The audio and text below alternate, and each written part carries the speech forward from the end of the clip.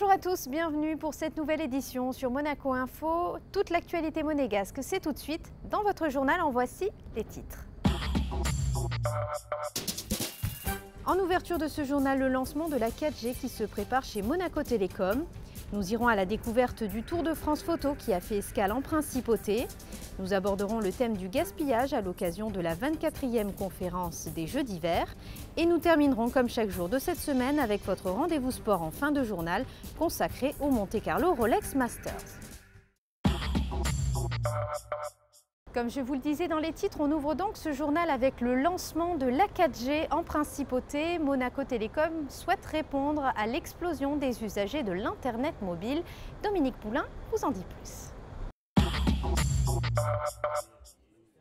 Avec la multiplication des smartphones et des tablettes, les réseaux 3G vont bientôt atteindre leurs limites. Et la 4G constitue une solution efficace pour résoudre ce problème.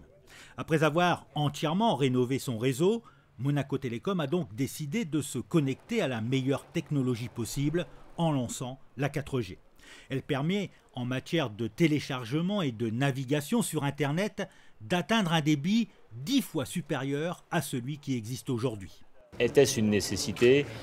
Elle est une nécessité, oui, également pour les opérateurs, puisque le fait que l'usage explose comme ça sur la 3G, l'utilisation des fréquences finalement devient plus difficile, puisqu'il y a de plus en plus de monde et on a des encombrements comme sur une autoroute chargée un soir d'été au moment du départ en vacances. Et donc du coup, le fait de lancer cette 4G permettait d'accéder à un nouveau spectre, donc à une bande de fréquences qui était disponible, et donc ramener de la ressource rare, qu'on appelle rare nous dans notre jargon, et qui permet d'avoir des débits là, qui sont de l'ordre d'une centaine de mégas pour le démarrage, et puis qui vont aller ensuite vers, il y a tout un tas de versions qui vont arriver dans les mois et les années qui viennent, qui vont encore augmenter le débit à 200, 300 mégas, voire jusqu'à 1 gigabit par seconde sur un mobile. Concrètement, pour télécharger un film par exemple, il faut compter aujourd'hui 2 heures sous la technologie 3G. La 4G, elle, promet un téléchargement en à peine 5 minutes. Pour l'accompagner dans cette nouvelle étape, Monaco Télécom a choisi l'équipementier chinois Huawei, dont les solutions techniques et les innovations répondent aux particularités du territoire de la Principauté, c'est-à-dire un milieu urbain très dense, présence à la fois de la mer et de la montagne, tours ou encore tunnels. Sans oublier une demande d'usage en Internet mobile très importante lors d'événements comme l'Open de tennis ou encore le Grand Prix de Formule 1. C'est la première fois que ces deux entreprises travaillent ensemble et malgré cette première, tous deux ont réussi à relever le challenge. On est allé passer 2-3 jours en Chine pour aller au plus près des centres de R&D, pour mieux comprendre quel était leur portefeuille de solutions. Huawei a ça de particulier que c'est une entreprise qui couvre absolument tous les domaines des télécommunications. Donc quel que soit le domaine, que ce soit du fixe ou du mobile, que ce soit du DSL ou du FTTH, ou quelle que soit la techno, ils sont présents jusqu'au groupe électrogène, jusqu'aux antennes, etc. Donc ils ont vraiment une offre tout à fait complète, ce qui est intéressant lorsqu'on est un petit opérateur comme nous, parce qu'ils nous amènent une solution qui est clé en main.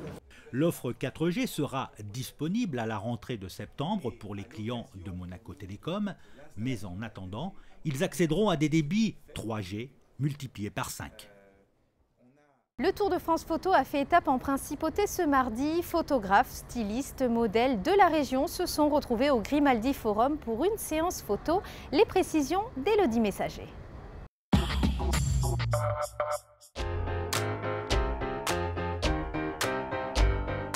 Le Grimaldi Forum sous le feu des projecteurs. Le bâtiment a servi de décor aux artistes du Tour de France Photo. Une quarantaine de stylistes, modèles, photographes et maquilleurs ont collaboré pour des séances photos très inspirées.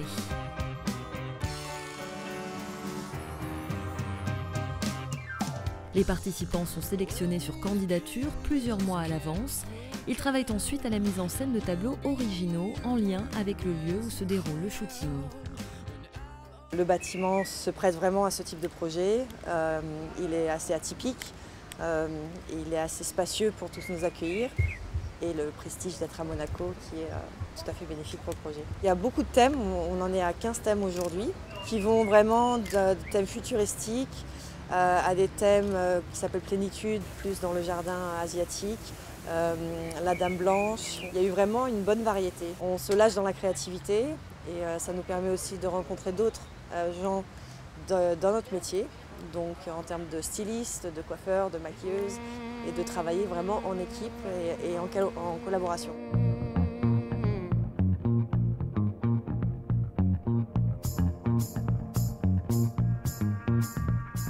Permettre à des artistes d'une même région de partager leur sensibilité artistique, rechercher de nouveaux talents et promouvoir l'art photographique, c'est bien l'objectif de cette opération initiée il y a 3 ans. Le Tour de France Photo fera étape cette année dans une quinzaine de villes. Il réunit près de 500 participants. Nous, en tant que stylistes, on a besoin de se faire connaître puisqu'on est très peu dans la région et le Made in France aussi. Donc c'est un bon moyen avec des investissements quand même conséquents pour nous qu'on ne peut pas organiser forcément nous-mêmes. Et puis on remercie aussi le Forum de nous avoir accueillis puisque c'est comme ça qu'on peut vraiment mettre en caricature ce qu'on ressent. Les photographes, les modèles, les maquilleuses, tout le monde y gagne parce qu'ils véhiculent leurs photos dans un réseau de plus en plus grand et en France entière. Même le lieu en profite puisqu'on le met en avant et les sponsors sont intéressés, on le remarque.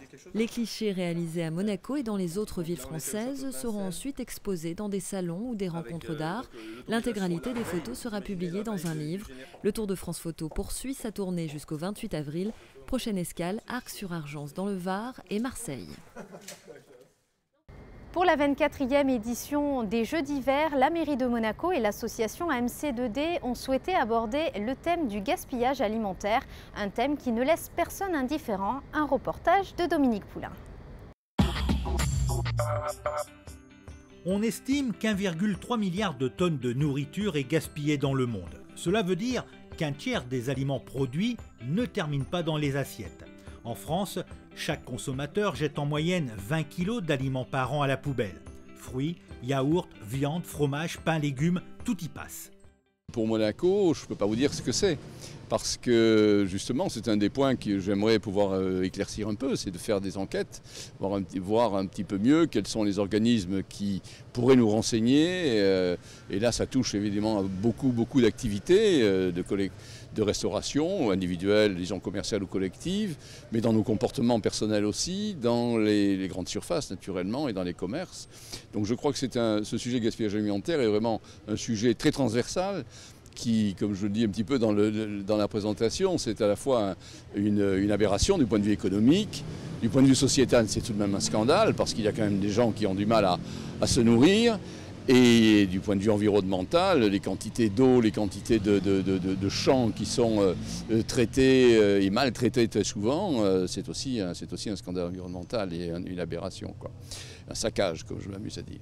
Les causes du gaspillage sont variées. Plus pressé et moins attentif, le consommateur interprète souvent mal les dates de consommation. Il ne se préoccupe pas non plus de l'organisation de son réfrigérateur. Il est aussi sans cesse sollicité par les campagnes promotionnelles des grandes surfaces, mais ces campagnes sont souvent mal adaptées à sa consommation personnelle. Les recettes anti-gaspi existent, comme ici dans cette école avec l'opération Zéro Gaspi. Les élèves se servent eux-mêmes et décident donc des quantités de nourriture qu'ils veulent manger. Conséquence, ils n'ont jeté que 4 grammes de nourriture par assiette, un chiffre extrêmement faible. À Monaco, des actions sont également possibles pour réduire le gaspillage. On doit pouvoir améliorer les choses, mais en commençant par préciser mieux les points, les aspects, les domaines où on pourrait intervenir. On pense qu'il y a des progrès à faire dans tous les domaines de la consommation alimentaire. Beaucoup de restaurants ont une politique déjà dans ce domaine, déjà pour éviter de fabriquer des quantités trop importantes, ou alors inviter, ça se fait de plus en plus, vous savez, le fameux, c'est un terme que je déteste complètement, mais enfin bon, je trouve très inapproprié, le fameux doggy bag.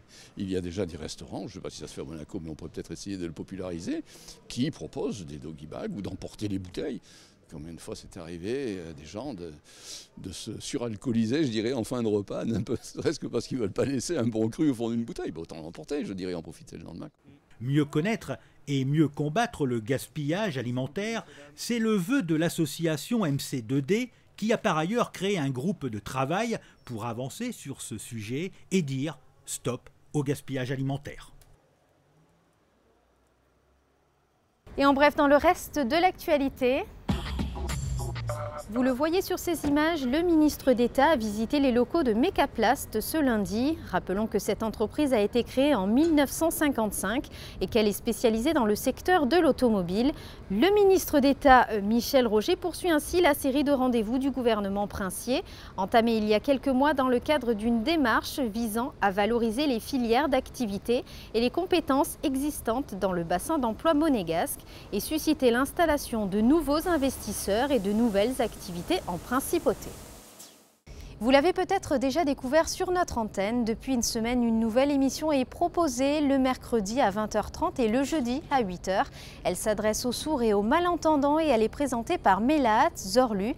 Patricia Navarro assistait à l'enregistrement du Monacoscope en langage des signes.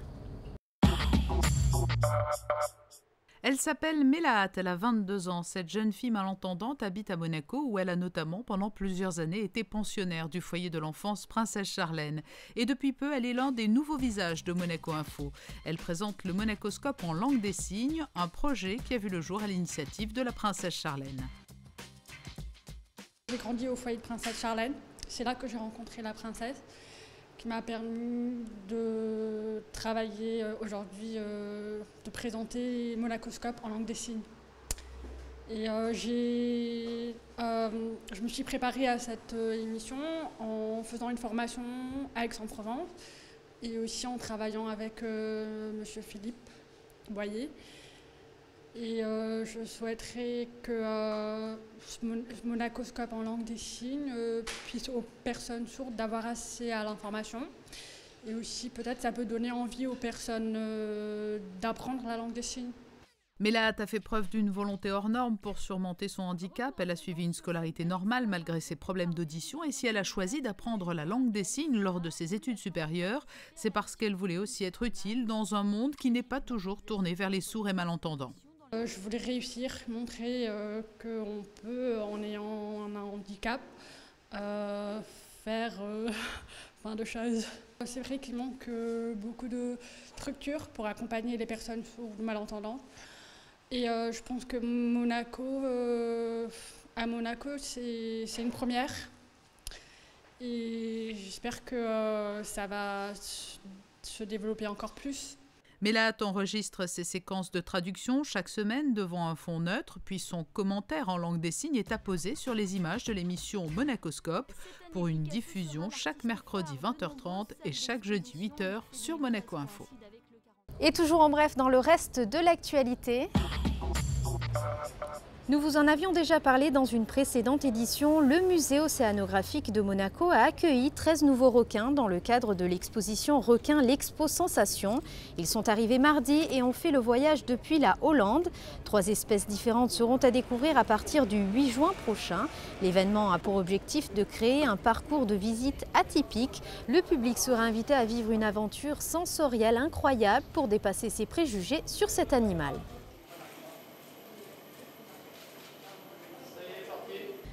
Et avant de refermer cette édition, comme à chaque fois, les prévisions météo. Jeudi, prolongement d'un temps agréable avec des températures qui iront de 15 à 20 degrés. Vendredi, du soleil au programme malgré quelques nuages, vent faible et une maximale de 18 degrés. Samedi, détérioration du temps avec un thermomètre très agréable. Et enfin dimanche, un ciel assez nuageux et des températures allant de 13 à 18 degrés.